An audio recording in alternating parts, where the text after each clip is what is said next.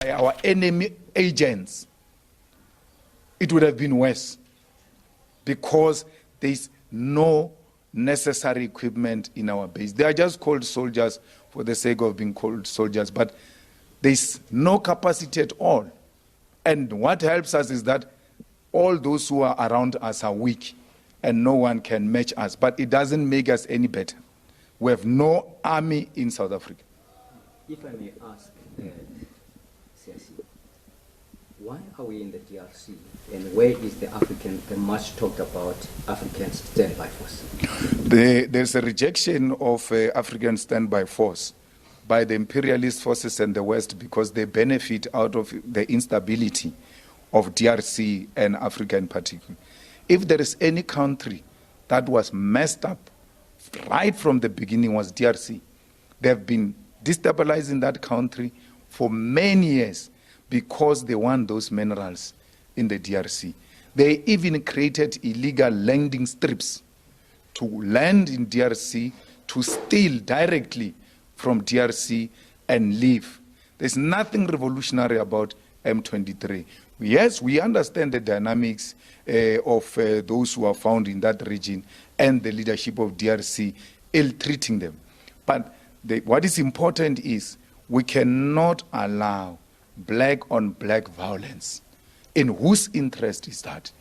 Why do you take up arms to kill other fellow Africans? So we should first stabilize DRC and support the SADC initiatives and support the UN intervention, because the stability of DRC means the stability of SADC, and the stability of SADC means the stability of our continent. So we should be concerned that there are problems in the DRC, and before they come to us, they have to be stopped in DRC. You don't wait for them to come to you for you to realize we have a problem. If they can do it in DRC, that will become a practice. And the African agenda is such that we have to go and help the people of DRC. But we must not do that to our own detriment. We have to deploy the best capacity we have. And if we don't have, let's confess we don't have it and withdraw. We may have the interest to defend, but we may not have the capacity. But children are going to die. Somebody's children are going to die, not only these ones. If you had shot 9 American soldiers with that madness which is in the presidents of America now, they would have flattened you the following day. No one would have played jokes. People are playing jokes with the lives of our brothers, and we must not allow that. If they can't give them equipment, let them come back. They were the death before this one. The soldiers were telling me that there were actually 2 military helicopters in their base, but there is no pilot to fly those helicopters. The first and the last time they flew there, that's when they were taking them there. You've got some bit of air power, but you don't use it because there is just no capacity. So someone is sleeping, and what makes matters worse, they take Mom Angie to become a minister of defense after being a minister of sinkholes. I mean, this sinkhole started during her time. Now she's sinking the army now, after sinking Relebohile. So, Mr. Malema, I just want to take you back to the condition of Relebohile High School. It's not for the first time you see a school like this. Last year, there's a school in the Eastern Cape that has a similar condition. Does it speak to the border crisis in our country when it comes to infrastructure in schools? Our leaders are not visionaries. They don't see some of these things coming, because you can be guaranteed for sure there were warnings before this happened, and no one did nothing about it. And if this had happened in Sandton, it would not have taken 3 months. If it had happened in Midrand or anywhere else where white people are found, it was not going to take 3 months. That's a complete rejection of our people. What makes all of us angry is that the infrastructure is in good condition.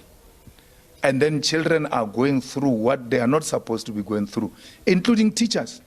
because we put emphasis on children, but we forget that they are teachers. That those people are grown-ups. They are adults who must be motivated by their environment.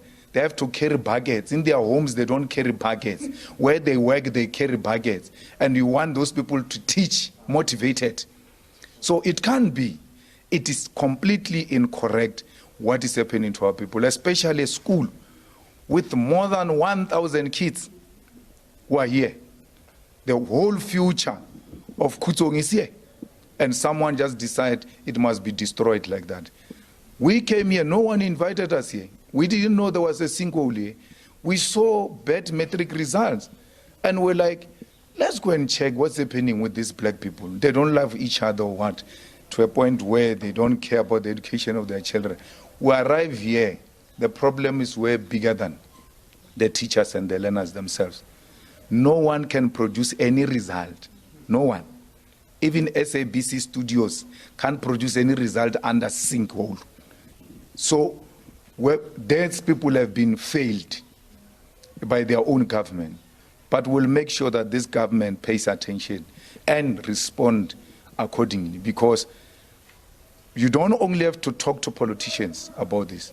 We have to write to the public protector. Even if they come and fix this, there must still be an investigation as to what allowed this to go for such a long time. Someone must be held responsible. Imagine if those kids were there that day when that disaster was happening. Embarrassing as it is, you still don't fix it. So we are happy we're here. And we are happy that our children spoke to us, not in a very good way by giving us poor results. That was a cry, that was a screaming. And we responded to come and hear, what is the problem? And we found a big problem. Let's solve the problem and leave the rest in the hands of the teachers and the learners. I just also want to draw your attention to the issue of NSFAS. I'm not sure if you're aware that the Private Student Housing Association warned that students may not be able to return to their accommodation if the NSFAS, I think 44 million debt is not paid. Your reaction on that? And then furthermore, I'm covered with the M23 rebels. EFF Plus inviting those 8 political parties represented in Parliament to apply for litigation against the Expropriation Act. Well, we have made a call as the EFF that NSFAS must be cancelled and the money must go directly into the accounts of the universities. Because there is no NSFAS for hospitals. The money moves from Department of Health straight into hospitals. So what makes it different with the universities? Why can't the money move from the department straight into the universities? The universities will know how much they need because they've got those children there.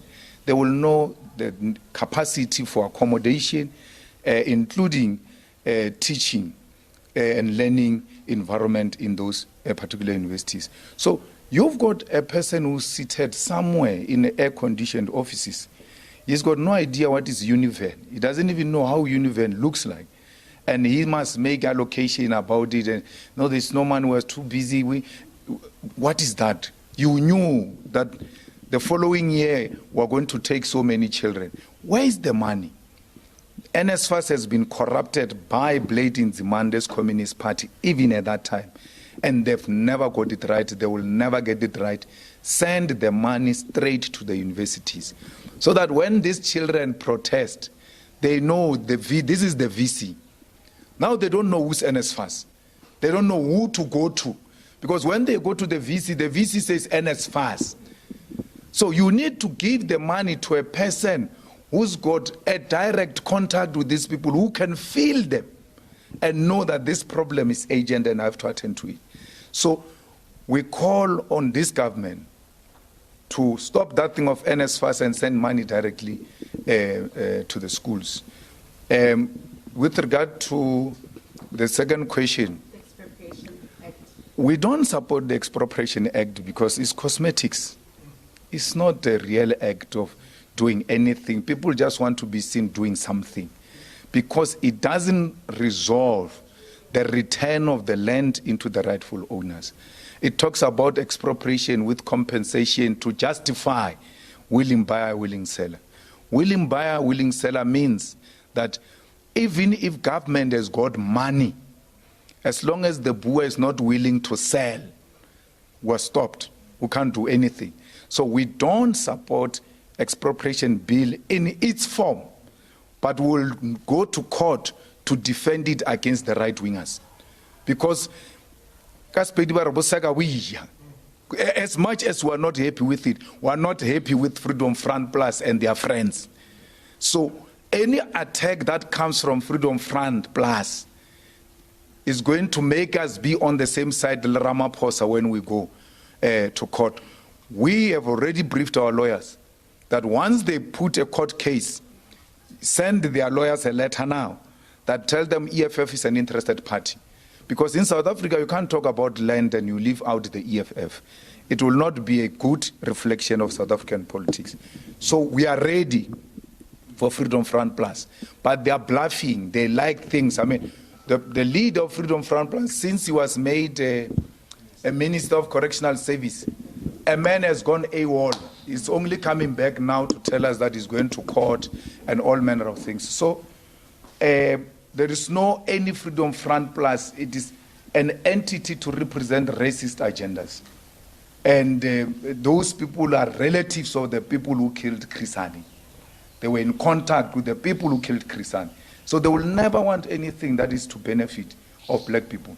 So we don't agree with the expropriation bill the way it is now, but we won't allow the Freedom Front Plus to violate it, especially the Minister of Public Works, who says he won't implement a government law.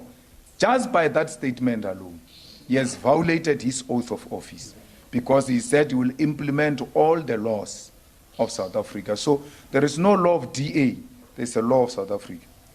Whether you like it or not, you are a minister, you must implement it or resign.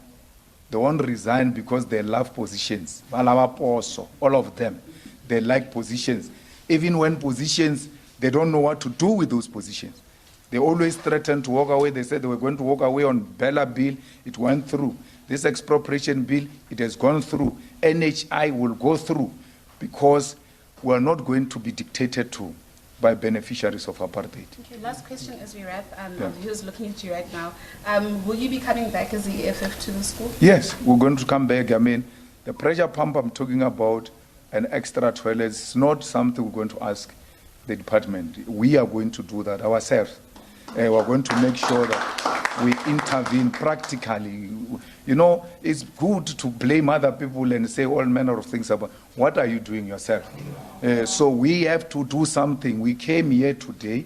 The children have seen us. The children are hoping that since we came, something will change. So you can't be a leader and just go into a place. When you walk out, it remains the same. If the borehole, where it is, it's far and all of that, we may have to drill a new borehole next to those bathrooms and increase the temporary bathrooms while we're fighting this battle for a permanent solution. As that work happens, the EFF will be here. We've got MMCs here. We've got leaders of the EFF here who are not going to live with me, because if they live with me, it means they are useless. Now that I'm here with them, I'm going to live. They must remain here, because I'm going to need the reports. How far are we with Relebohile? Because we made commitments to help. We must help. I mean, in the kitchen, Labo Mama, they are complaining about the most basic things that should just be available. Any individual businessman can actually buy those things. So I've asked that they give me a list of the things they need in the kitchen, so that they too can continue to cook for our children under a good environment. One of them said, there are no fire extinguishers here. We're working with gas stoves and all of that. If fire starts now, we're going to burn in this thing. Why would someone not think about that? So those are the things that we will look into immediately as the EFF, and pay much more close attention to the matriculants, so that they focus. We pleaded with the leadership of COSAS that you have made your point now. We've heard you. Please go back to class. Give us chance to work out these things. We need every minute We don't need any school of black people to be a laughingstock. It pains us. So every minute we can get, let's try and learn, and let's give the children in the matric the necessary support. They know what they want. Many of them very articulate. They are not disrespectful. They are not unreasonable.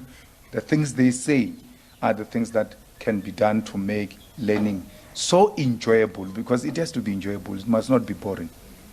Thank you. Malema, thank you so much for your time. Of course, to our SABC viewers, that was the president of the EFF, Mr. Julius Malema.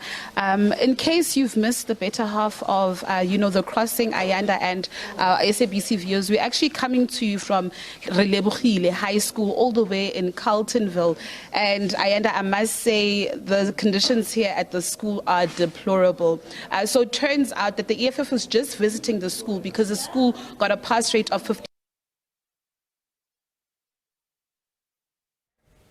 Apologies for that. Natasha Piri there, live to us there from Relebohile Secondary School in Carltonville. She was just about to tell you that that school had a pass rate of just 57.4% last year. If you allow that to sink in, it means almost half of the matriculants in the class of 2024 actually failed. And I suppose that's enough to ask questions about what on earth is taking place there. So as part of their Umntwana Esikolweni campaign, the EFF has decided to spend some time there today. And as anticipated, a whole host of socioeconomic issues have come to the fore, including the conditions of the school itself. From what we're able to see there from Natasha Piri, we could see a couple of books covered in dust, suggesting to us they haven't been picked up in quite a long time. That also speaks to the infrastructure at that particular school. 57.4% in 2024, down from 62% the previous year. Still a far cry from the 100% that you see in several other schools. And these are matriculants who are meant to be competing with their pupils from schools that have had flying colors for a number of years. And so the EFF leader there, Julius Malema, giving an assurance that they're going to be back there. He spoke about improving the sanitary conditions of that school and also ensuring that at least basics like fire hazards are present in order for the school to be able to push back against any fires, especially because there's a gas stove, we understand, being used there.